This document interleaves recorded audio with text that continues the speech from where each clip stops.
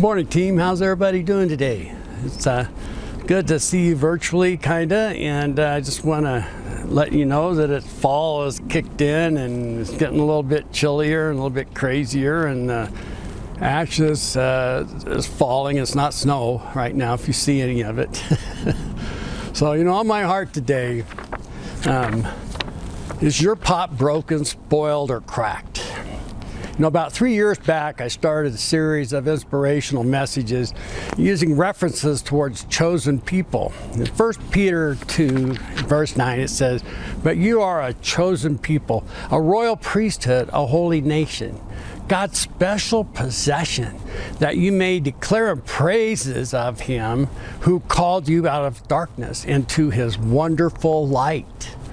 And the first one in the series that I started with was God uses broken pots. And that's how I said. I actually changed it from cracked pots to broken. And, so as far as between cracked pots or spoiled pots to broken parts, I choose real broken pots.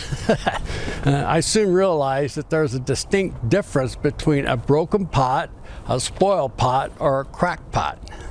And some people might say I'm a cracked pot. So the broken pot in the Bible is a vessel, and it has, no one cares for. No one cares about that vessel, and no longer because it no longer holds water or treasure. The spoiled pot has another chance, as it states in Jeremiah 18:14. And the vessel he was making of clay was spoiled in the potter's hands, and he reworked it into another vessel as it seemed good to the potter to do. So I'm going to read this today, if you don't mind. As far as it's from the internet, it is basically, I plagiarized it all to the max here, but there's many different versions of this story. But a water bearer had 2 pots, each hung on each end of a pole, which he carried across his neck. And he carried it, One of the pots had a crack in it, and the other pot was perfect. The perfect pot delivered a full pot of water. The cracked pot delivered only a half a pot of water because it was sort of cracked down to the middle of it. And for years, this went on daily, for the bearer delivering only 1 1/2 pots of water to his master's house. Now, bringing these pots to life, well, the pots start talking, and I left out kind of a lot of the perfect pot, but the perfect pot was very proud of his accomplishment, but the poor cracked pot was ashamed of its own imperfection. After years of what it perceived to be a bitter failure, it spoke. So this is a cracked pot speaking.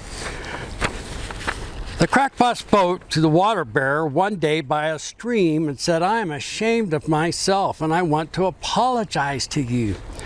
"What?" said the bearer. "What are you ashamed of?" "I hope, I have been able for these past years to deliver only half my load because this crack in my side causes water to leak all the way back to the master's house. Because of my flaws, and you have to do all of the work, and you don't get full value for your efforts," the pot said. "So you don't get full value for your effort." And the water bearer felt sorry for the cracked pot, felt sorry for the cracked pot. And in his compassion, he said, "As we return to the master's house, I want you to notice the beautiful flowers along the path."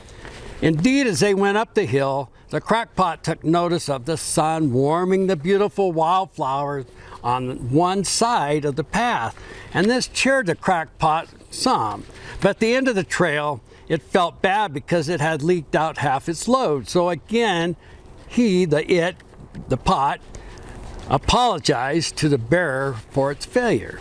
The bearer said to the pot, "Did you notice that there were flowers only on your side of the path, but not on the other pot side? That's because I've always known about your flaw, and I took advantage of it. I planted flower seeds on your side of the path, and every day while we walked back from the stream, you watered them. For years, I've been able to pick these beautiful flowers to decorate my master's table. Without you being just the way you are, he would not have this beauty to grace his home." Each of us, and this is going on here, each of us has our own unique flaws. We are all cracked pots in one way or maybe or another.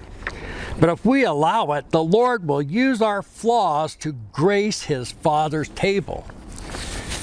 You know, and this is just great because in God's great economy, nothing goes to waste. So as we seek to minister together and God calls you to tasks He has appointed for you, don't be afraid of your flaws.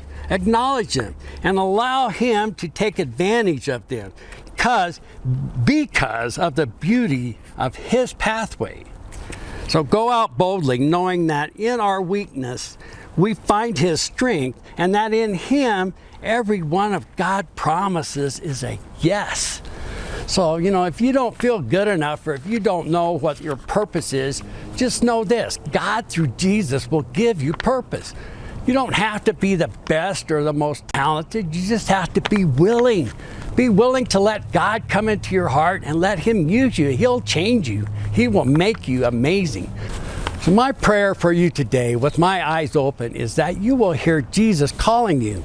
You won't know where He will take you, but He will have a trustworthy guide. Tell Jesus that you will follow Him today. Come to the Greeley Vineyard or find a vineyard church near you, and it will change your life forever. And thank you, folks, for today. Just thank you for listening to this. I hope you have a great day, and I'll see you next Sunday. And I will give them one heart, and a new spirit I will put within them. I will remove the heart of stone from their flesh and give them a heart of flesh.